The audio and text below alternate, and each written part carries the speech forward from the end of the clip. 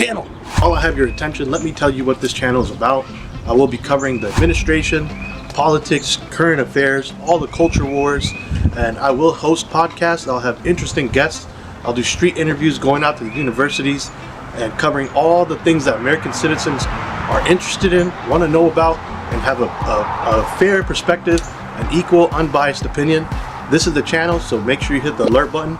Keep up, and if you want to get involved, reach out, and let's do this. I appreciate your support. Give this channel a like, subscribe, and I hope you enjoy the show. Hope you enjoy the episodes. Let me know what you think in the comments. Thank you. In today's episode, I actually want to cover three important topics.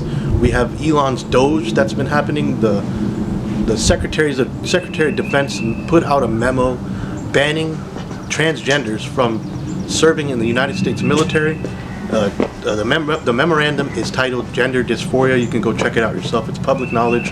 The second topic that we have today is returning to the office as a mandate executive order. And the third topic today that we're going to cover in this episode is the green card visa. As you know, in the reports, there's been protesters who've been, I would say arrested or under investigation. PineCone? PineCone. Oh. What do you want me to do with this? Should I kick it? Kick it? Throw it. Sure. Alright. Third topic is about the green cards and visa holders. So typically each episode I want to cover three major topics that are important now and important they're going to have impacts in the next few months. That's number one. So I hope you enjoy the show. Three topics coming at you hot. Here we go. Yes. Go with that. You can read that. Good luck. If you can't, I'm going to say it anyway. Today is March 10th, and the Secretary of the Army has passed and signed a memo to basically ban transgenders from the Army. So far, that is a memo that is specifically designed for the Army, and Department of Defense has their own memo, so this must have came from somewhere, top to bottom. And essentially what it is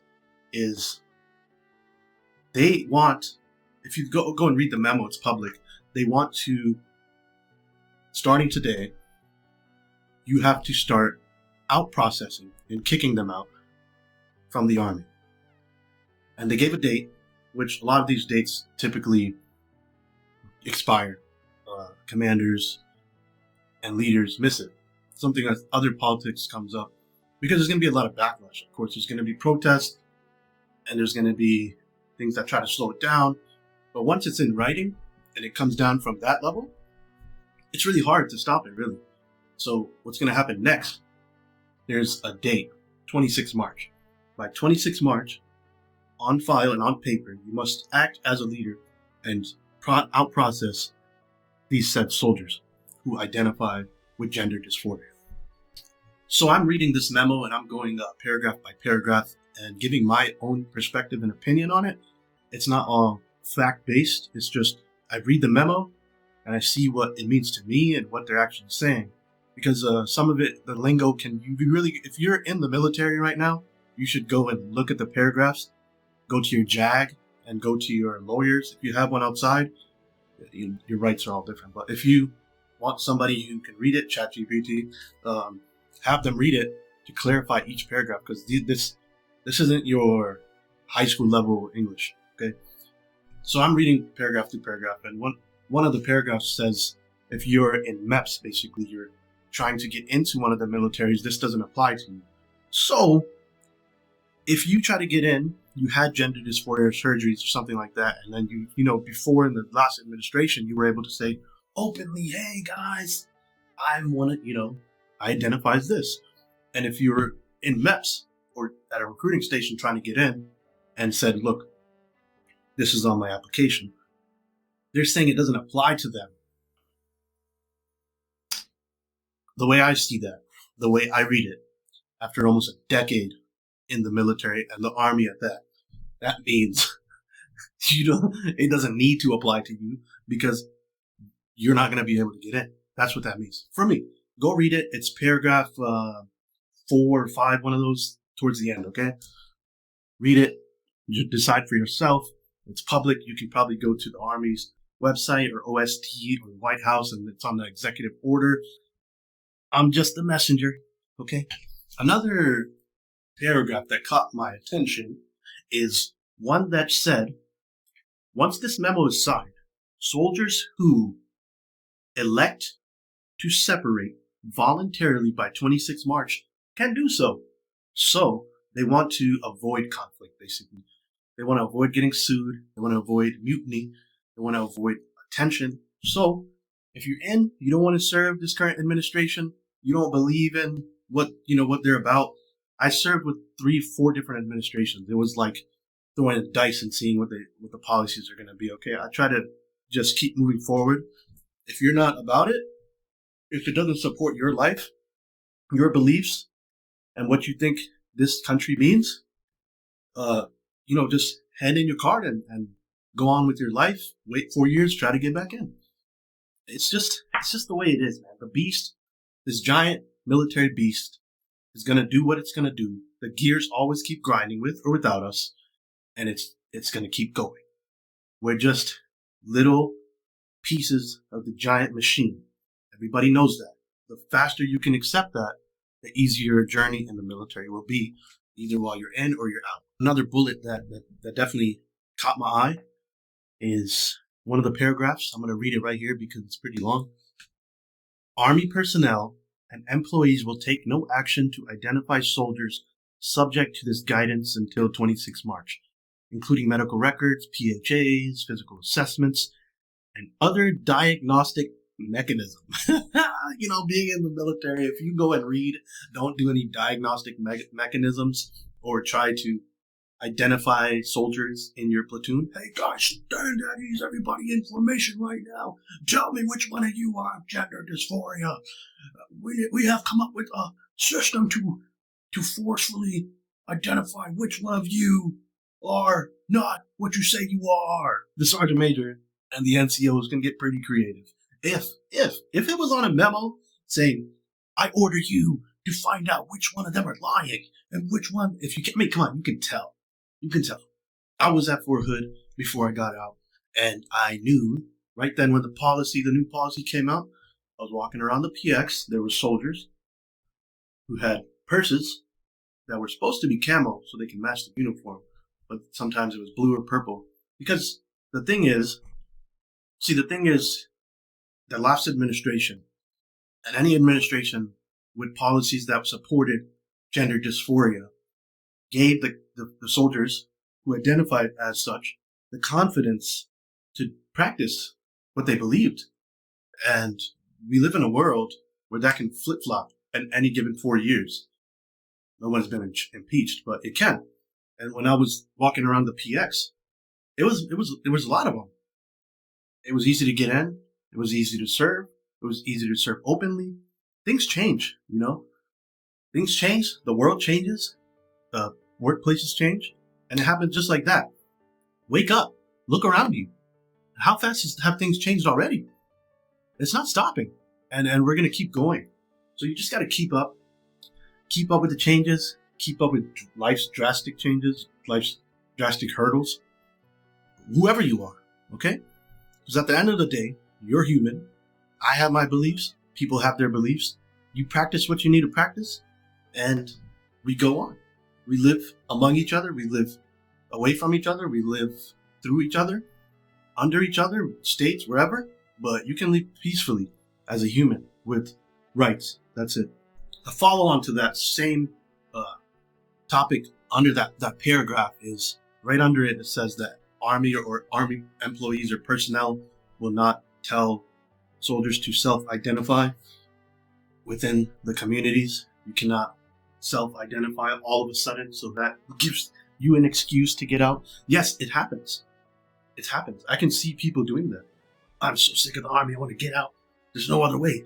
All of a sudden, I'm growing man parts or woman parts, and now I'm not a female or male anymore. I'm confused, and it's time to get out. That's my ticket. Easy answer, easy diagnosis, and you're out. And most likely, they're not going to get disability. The VA is probably going to change, so just be careful what you do. Just remember who's in office, who's not in office, which policies will play in your favor. Because if you try to go and play the system and you haven't done your research and paid attention to the system is not going to take care of you. Especially in this case, if you're in one of the categories here, or if you're trying to lie your way out, just pay attention, okay? Don't be dumb. Now, to close those two paragraphs off, I just say that the ASA MNRA, the agency, basically HR, has already identified a system of how they're going to identify and pinpoint individuals, which is pretty obvious in the last couple of years. They've already openly filled out papers identifying as such, or been to the base hospitals to get treated. So they're probably going to get dealt with one-on-one. I don't mean that in a negative term, but commanders will most likely have to sit down with them, talk with them. Hey, look, policies have changed. This is a piece of paper, and this piece of paper is telling us all what to do, and we have to follow. Yes or no, you can choose to sue, you can do what you want, you're an individual. And from there, the soldiers got to make the decision. I'm not going to go too much further into this, but I do want to state that there was, in the middle of the memo, paragraph 12 and 13 says no legal action, no investigations or UCMJ can be put on these soldiers if they are unlawful. They're gonna have a response. Don't think that they're just gonna walk. Here you go, take my service. There's gonna be responses, and they're being protected basically.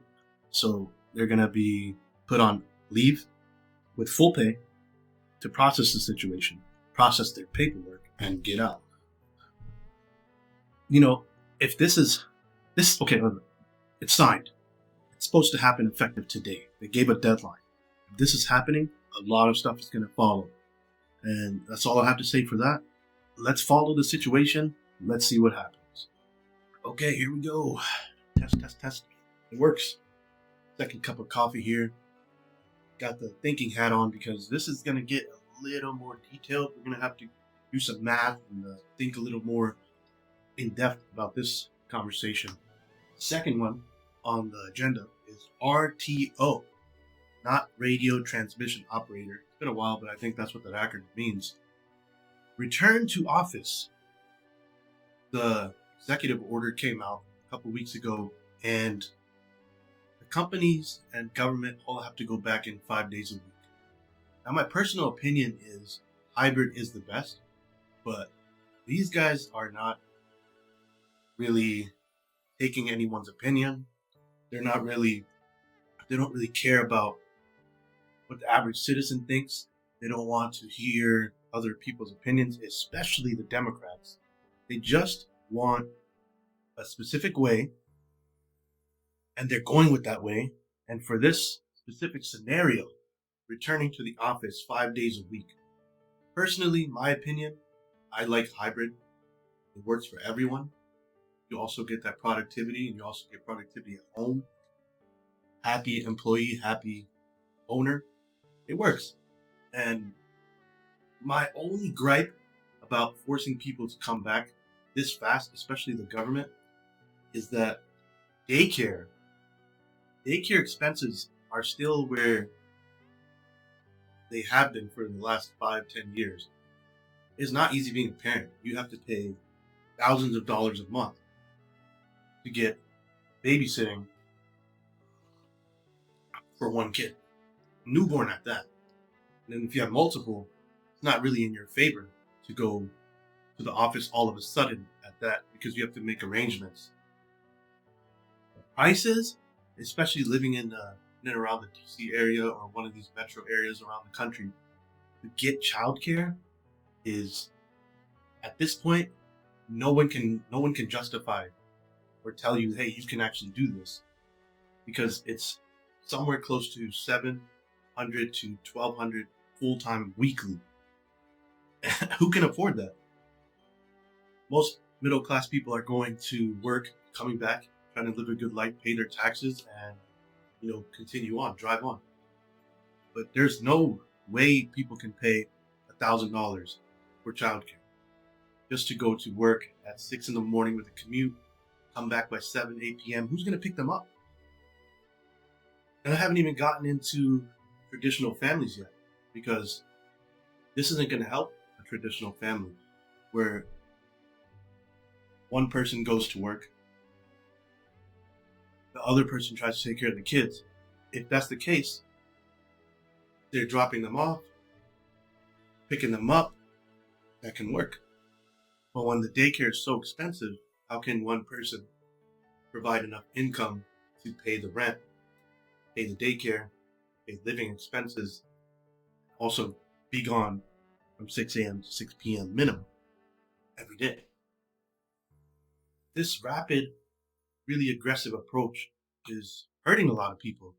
And they think the new administration, their philosophy and their belief is that if we do this really fast, change will come. Things will get better. It's November, December, January, February, March. 3 months. People are suffering. I did see lower gas prices a little bit, but inflation hasn't changed much. The economy isn't so much better that we have to deal with these crazy changes. And housing market is the same. There's rumors about the stock market crashing. So when are things going to get better? Many people have gotten fired. A lot of people are losing their jobs. They have to go and find another job. And it doesn't seem like the economy and the job market's even better. It doesn't seem like there's jobs just numerous. And I'm not going to lie, I'm in the middle here for most issues. And it seems like there was more jobs. You could go and apply, especially in tech and any other industry, government. You could find a lot of jobs. Recruiters are reaching out to you. Now things are on edge. People are on edge. It's like everybody's walking on thin ice. And I'm hoping things do get better. I'm hoping if they're going to keep this for the next 4 years, that daycare does get affordable, that some traditional families can live there that way on one income, and it doesn't have to be dual, which is forced on us by a whole other topic. But if they're going to expect such a drastic change, expect people to follow these orders, then the people need to be taken care of. That's the bottom line. 3, 2, 1. Topic number 3. Yeah, so this one, this one is directed at a few folks, okay? And I hope you listen to me, because I've given warnings for the last decade to a lot of people. They haven't taken my warning. They don't want to listen. They don't have the experience to understand. And they ignore it. And then they get in trouble. Okay? This one, number 3. Green cards. Visa. HMAS. HMAS supporters. HMAS. Okay? HMAS. However you want to say it. Them people. HMAS. Look.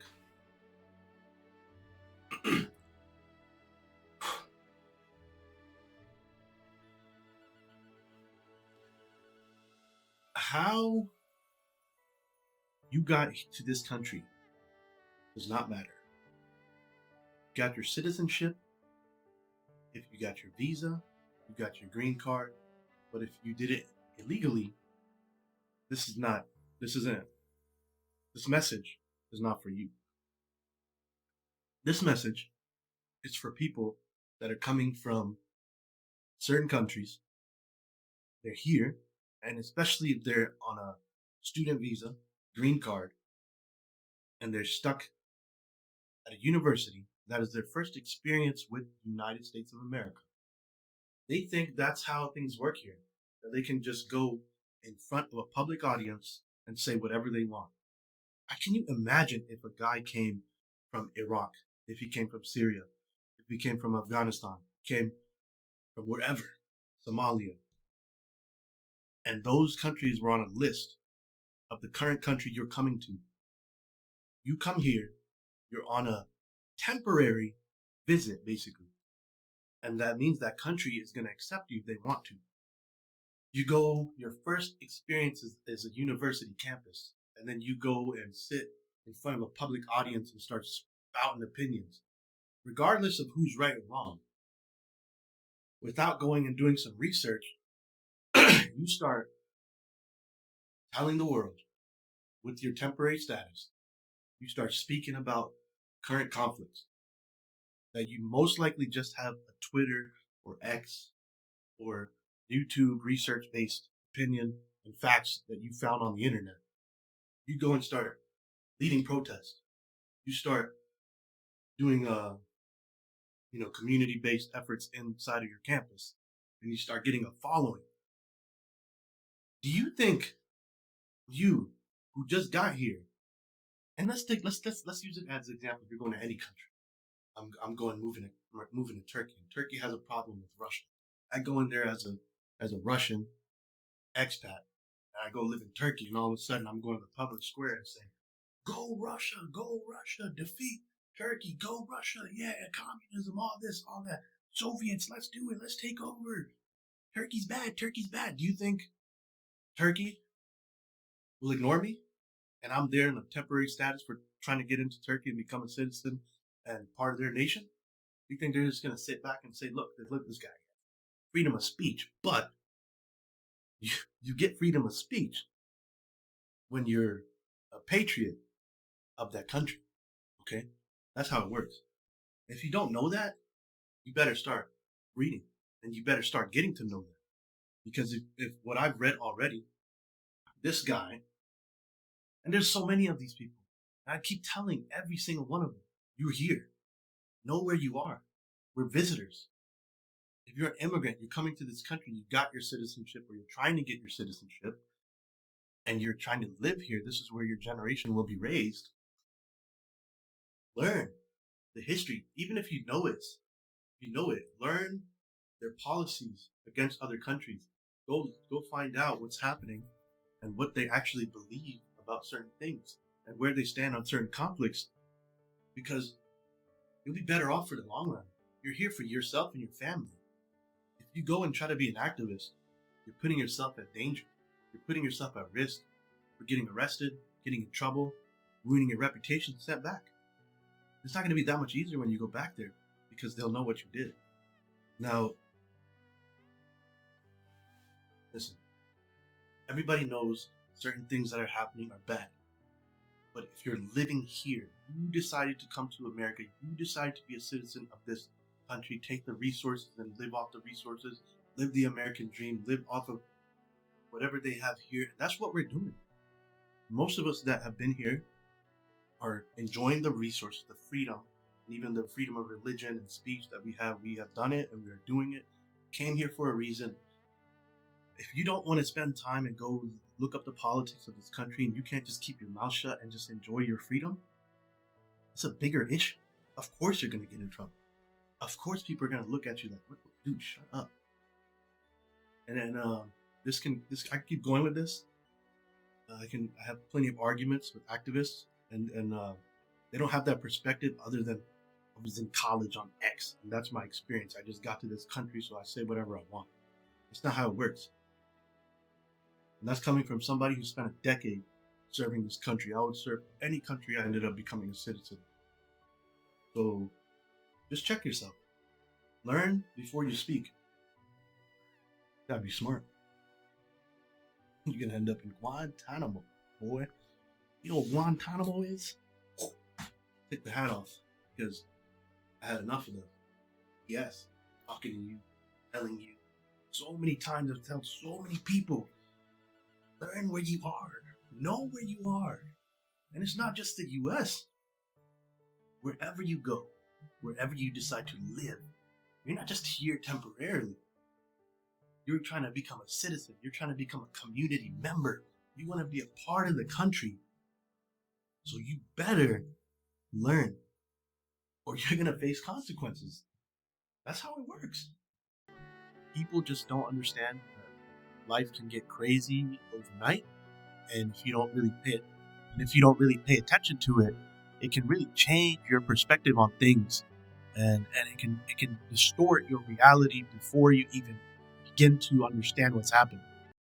Leave a like, subscribe, hit the alert button, because the content's not going to stop. It's going to keep coming, and we're going to cover the important topics that are coming, and it's just a lot. And recently, even when as I was recording this video, some of these topics were last week, and just recently, this week, towards the end of March, the president is talking about F-47 fighters, and there's just, the topics are never ending. So it's just keep tuning in. It's not going to stop, and you're going to enjoy it. Make sure you leave a comment, give your opinion. We're in this together. This is the community. Hit subscribe, hit the alerts, and let's have fun. Do it.